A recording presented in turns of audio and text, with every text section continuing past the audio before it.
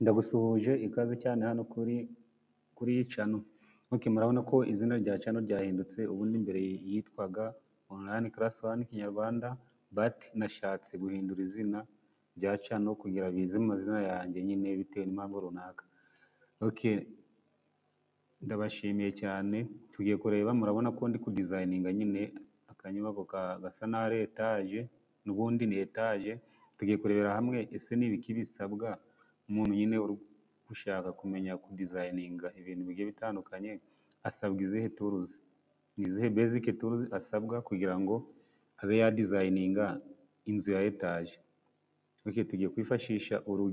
Tugiye kwifashisha urugero nyine na akanyubako kari simple tugiye gukora tukagereke ku kandi, ariko ibyo byose turabikora twifashishije turuzi eshanu zitandukanye ushobora kuba wakoresha, ubundi ukavuga ngo reka nze ntangire kuba na dizayininga inyubako igeretse. Ndabashimiye rero, ndi Modeste. Iyi ni cano nyine iri mu mazina yanjye, Muntu Modeste cyangwa se Muntu Ndi Modeste. Niba uri mushasha kabisa wakanda subscribe, ubundi waba wasanzwe walayikinga wanasharinga n'abandi bakaza kubona iyi video. Reka tureke gutinda, reka twifashishe urugero rwa floor plan imeze guca. Iyi ni ground floor plan, ariko turasipoza ko na floor yo hejuru iraba imeze nk'uko iyi iteye, ariko inzira nta ni zimwe. Turaje rero dukande hano, then duhitemo iyi South East Isometric, duhitemo South West Isometric iriya, then tuze tuzuminge kariya kantu kacu, iriya plan. Tuze dufate turu ya mbere ni principal, tuze tuzamure ziriya nkuta cyangwa se tuzihereze 8. Hariya turafata 3 enter, na hano dufate 3 tuzamure enter, then urakora nyine inkuta zose ukazizamura. 3 hano enter. Twamara kuzizamura, ubu igisigaye ni hano ku rugi, hasigaye no ku madirisha. Tumanze dufate ku madirisha, tuze turebe iriya view y'inyuma, tuse n'abazuminzeho gato, then tumara kuzumingaho gato dufate kariya karongo ko hagati tukadiritinge.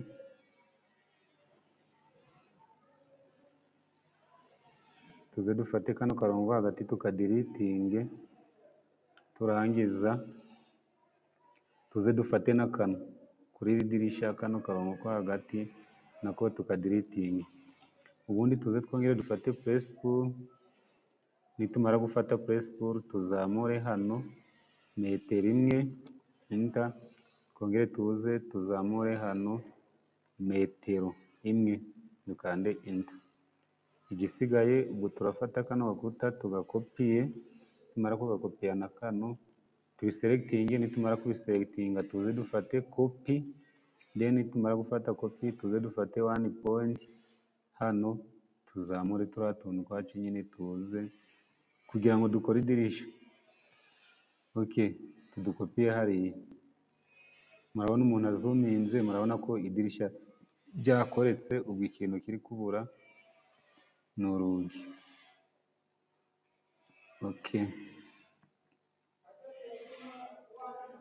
Then na tuno dukingi, mbere yuko dukora urugi reka tumanze dukore na tuno dukingi. Tuze dufate principal tukazamure kuri 3 metero enter, tuze dufate na kano 3 metero enter,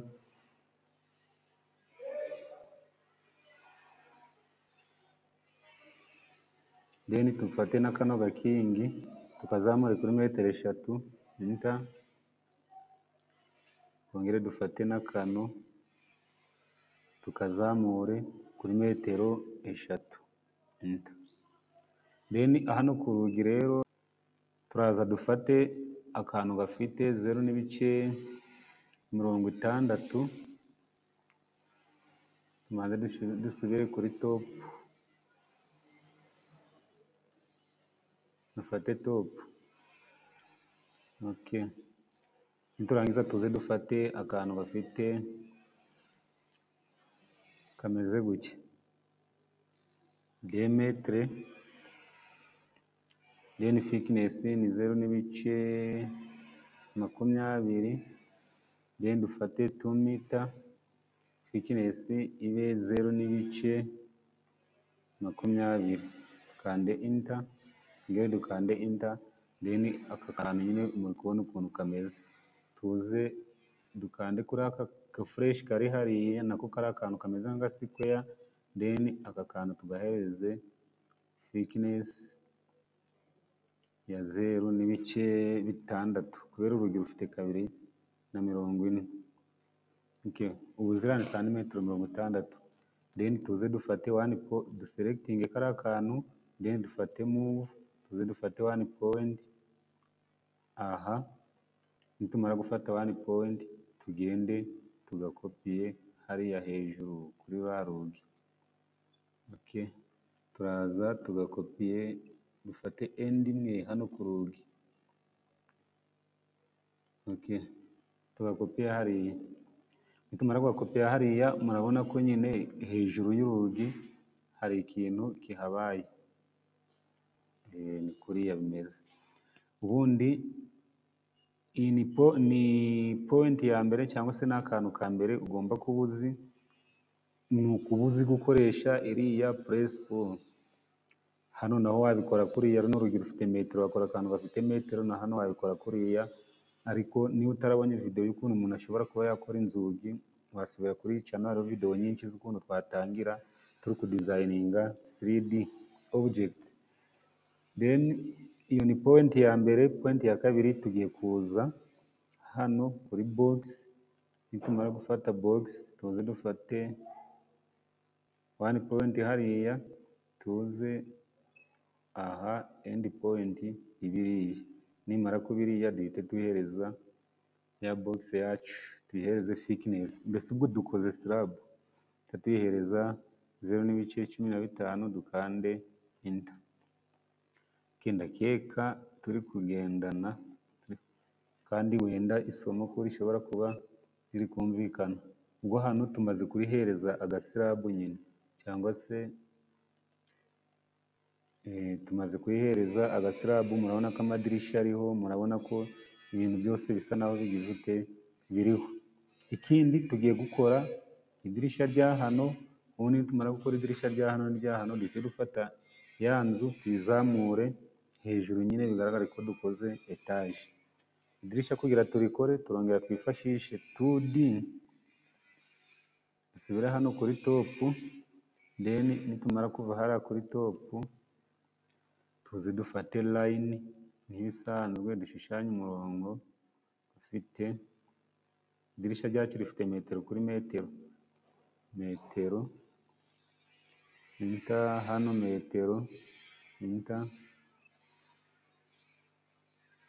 dutambika hano metero, enter, tunazamuke gutya metero, tubikore kuriya, se n'abari zoominze kugira birusheho kugaragara, then dufate offset tunyure muri 0.03, tubikore kuriya, nyine dufate iyi point, tugende izi point zose tuzoffsetinga nako ziriya mirongo, then tuze dufate indi offset, idirisha dushatse twarigaba gatatu gusa as design, then buri murongo tu offsetinge uko. Tuvuge ko aya nyine ari amawuvura dukase. Tumara gukora biriya turazumingaho gake, then dufate trim, tumara gufata trim tuze dufate utu tuntu nyine duse n'abakoze inkuta zifatanye, zigroupinze. Okay, tuze n'ahantu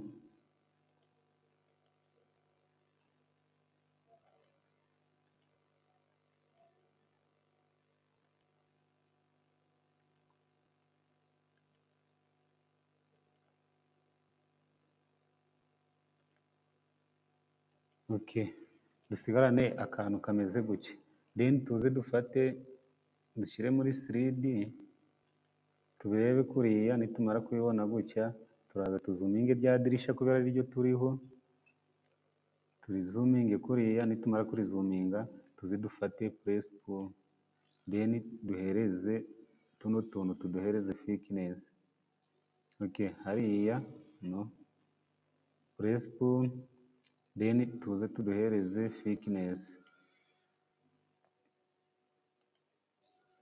Ngo bisaba gushyiramo hagati nyine, tubihereze .03 tubikore kuriya, then izi memba zamo imbere cyangwa se hano mapano aya mawuvura yayandi afunguka nayo turakoresha press pull, ariko iyo tuyahereze n'ibice 0.1 dukomeze gutya .01 enter, na hano dukore .01 enter. Okay, murabona idirishya ryacu ni uku riteye. Nk'uko muri kubibona hano murabona riri hasi riraryamye, ariko inyubako yo irahagaze. Turabigenza gute rero kugira ngo inyubako ihagarare? Tugiye kureba turu ya gatatu ushobora kuba wakwifashisha. Iya mbere ni press pull, iya kabiri ni move yindi nako ni box command, iya gatatu niyo tugiye kureba yo kugira nyine idirishya turihagarike ku buryo wagenda nyine ukaritereka hari ahantu. Aha hantu niba muri kuhareba aka kantu kanditseho move gizmo, kanze ku gafresh kari iruhande rwako gato, hahita haza nyine izi nizo tools cyangwa se ibintu bikagize. Turaza rero duhitemo kano kitwa rotate gizmo, turaza duselectinge ya dirisha, tumara kureselectinga tuze kuri ya tool duhitemo rotate gizmo. Then nayo ifite utuntu dutatu, murabona ifite uyu murongo w'umutuku, kagira uyu w'icyatsi, kagira n'uriya w'ubururu. Turifashisha rero uyu murongo w'umutuku twemeze, niturangiza idirishya turotatinge kuriya. But iyo ushaka kurotatinga muri ubu buryo ufata uriya murongo w'icyatsi cyangwa se ugafata uyu w'ubururu, igihe ushaka kurotatinga mu buryo nyine ni nko kurikaraga. Twe rero turafata uyu mutuku then turirotatinge kuriya. Murabona ko uko urugi rumeze nako uko inyubako imeze, idirishya niko riteye. Then tuze turebe inyuma, nitumara kureba inyuma murabona ko hano hantu turi ni ku madirishya. Aha ni ku madirishya. Tuze dufate rya dirishya rero, tuze dufate rya dirishya turiselectinge, then tumara kuriselectinga ryose dufate copy, then dufate 1 point kuri rya dirishya. Nitumara gufataho 1 point tuze hano kuri ya nyubako nabyo dupestinge nyine, ni copy paste. Murabona hano turaripestinze, na hano waza ukaripestinga hariya. Ubwo inyubako imaze kugeramo amadirishya, ariko uko bigaragara amadirishya yose arafunze. Tuzareba ukuntu ushobora gukora idirishya ubundi ukaba wanarifungura, ariko byose twifashisha iyi tool yitwa gizmo. Ndakeka ubwo niba utari uyizi ukaba uyimenye, ushobora gusacinga cyangwa se ukareba ibintu byinshi kuri yo bigiye bitandukanye. Niyo yifashishwa no gukora amadirishya, wenda kwa kundi idirishya ryo kuri dushe riba rirenkirina ukuntu. Nibyo murabona ko rero inyubako dufite floor yo hasi niyo yubatse. Dusipoze ko ufite floor yindi ya kabiri, but hari ikindi ntavuze. Iyo ugiye gukora etage ugomba kumanza wa designinga akantu ku kandi. Ni ukuvuga floor plan ya mbere urayikora, ukore iya kabiri, niba ufite n'iya gatatu uyikore, ukore elevation, ukore mbese ibintu byose, design zose zihari ubikore muri 2D, kubera akantu kose dushyira hano ku nyubako kaba kavuye muri 2D y'icyo kintu. Okay, dusipoze rero ko floor plan ya kabiri twayikoreye hano, then nayo turaza tukazamura inkuta nk'uko bisanzwe, ubundi tukayiselectinga. Njye ndifashisha iya mbere kubera nta ya kabiri nakoze. Twamara kuyiselectinga tukaza tugakora copy, tugafata one point hano, then wamara gufata one point ukaza ya nyubako ukayipestinga hariya. Okay, tumaze selectinze akantu gato katariko, ntabwo na selectinze byose. Duselectinze inyubako yose, tumaze kuyiselectinga turaje dufashe copy. Tumaze gufata copy turaza dufata one point, then turaje turayizamuye dupestinze ya nyubako hano nyine hejuru ya slab. Okay, se kuyipestinze ahantu hatariho, na pestinze kuri mid point kandi nshaka kuyipestinga hariya kuri end point. Okay, iriya end point niyo nari nshaka, then twongere tuze tuyipestinge kuri iyi point ya hano, nayo ni 3D vertex, then tuyipestinge hariya. Ngo murabona ko inzu nyine irageretse, namaze kuyigereka. Urabona ko na ya madirisha yo hejuru nayo yagize ute, yaje. N'inkingi urabona ko ziringaniye kubera ni copy paste nyine nakoze. Ubwo iyi tool tumaze kureba ni move cyangwa se rotate, gizmo cyangwa se ni gizmo. Ubwo ni kuriya yitwa, ni ukuyishakaho byinshi tukabimenya, ariko nayo irakora cyane mu kudesigninga etage. Ubwo point ya gatatu irarangiye. Point ya kane rero ni igihe ushaka gushyira ikintu hano hejuru, like ikintu nyine wenda nk'icyo kwicaraho cyangwa se ikindi kintu gisakaye ukuntu. Turaje dufate wenda ino 3D center, then twishushanyirize sako nk'uko bisanzwe, tuhereze 2 meters, then dukande enter. Turangiza twifashishe ya press tool twabonye mbere, ubundi tuyihereze uburebure. Umanuye guca biba bivuze ko hari ahantu ushaka kuhatobora, biba bisobanuye. But ntabwo dushaka kuhatobora, ahubwo dushaka ikintu kizamutse hejuru. Okay, turaza dufate rero ya press tool tuzamure cya kintu cyacu uko dushaka kukizamura, wenda tugereze 1 meter enter.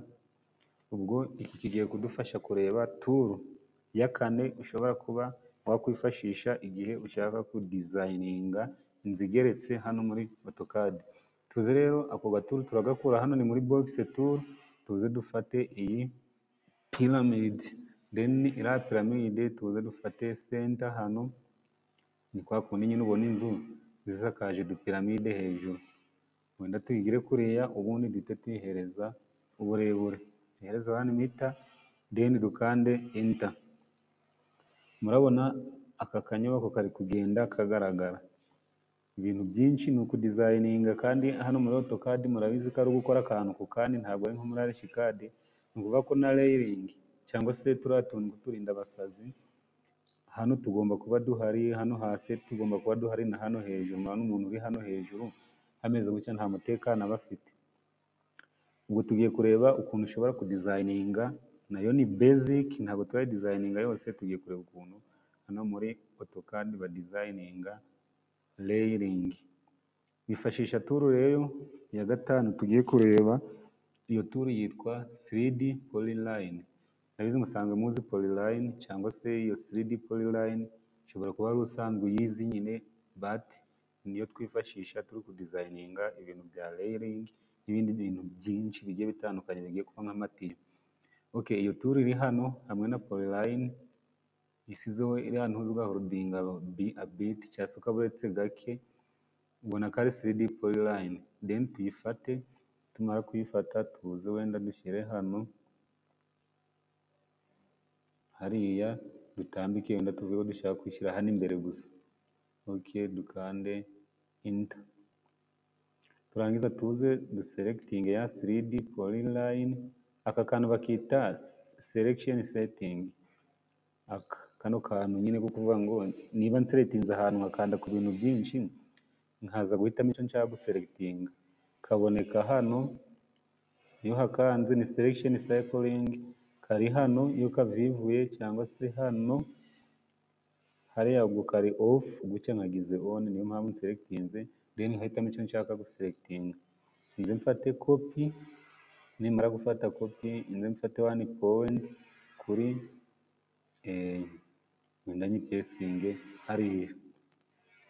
Nta kindi kiba gisabwa iyo ugeze hano, uretse kuza tugafata sako tubikorere kuri uru ruhande. Dufate sako tuyihereze wenda .0D inter, no kariya kabare gato cyane. Sako tuyihereze point wenda 1, dukande enter, then tuze dufate sweep command, tuze duselectinge ya sako, dukande enter, then tuze duselectinge ya 3D polyline. Murabona ko yahise iba nyine yahise igira forme cylindrique, yahise iba cylinder. Buriya ni ukuvuga na hano twayikomeje tukayizengurutsa, yose ihise iba 3D polyline. Then twa tuntu tumanutse, byandi bimanutse nabyo ni uguca umurongo umanutse, ariko wakoresheje 3D polyline, naho ugakoresha sweep command, ubundi ugafata kamwe muri two ukagenda ugakopiya. Tuzareba ukuntu ushobora kuba wa designinga iyi layering ubwayo. Okay, ndabashimiye rero, ndi Modeste nkuko muri kubibona, channel nayihinduye. Niba ari ubwa mbere uyibonye, kandi birashoboka ko yaba ari ubwa mbere uyibonye kabisa, wakora sub, then ukaba wanasharinga ku buryo nyine n'undi muntu nawe yabona iyi channel. Okay, iyi ari basic rero. Tubonye ibintu 5 ushobora kuba wakwifashisha uri kudesigninga cyangwa se uri gukora inzu igeretse. Hano ku rugi uko nakoze idirishya n'urugi niko rukora, warangiza ukaza ukarupestinga hariya. Ndakeka rero isomo risa naho rigiye kurangirira aha, kubera ko video ndumva yabaye ndende cyane, ahubwo tuzakomerezaho n'ibindi bintu biri advanced, but ibi ni basic cyangwa se ibintu ugomba kuba wabuzi mbere yuko ujya kudesigninga inzu igeretse. Okay, ndabashimiye, see you next time.